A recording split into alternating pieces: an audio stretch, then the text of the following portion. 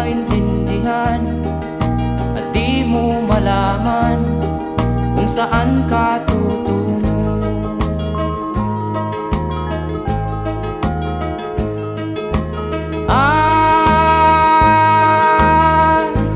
Kung nakamit mo na ang pangarap,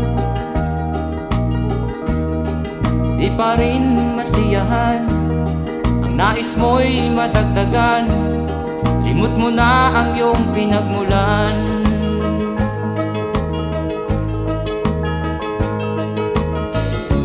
Bakit nga ba ganito? Ang tao'y walang kasiyahan.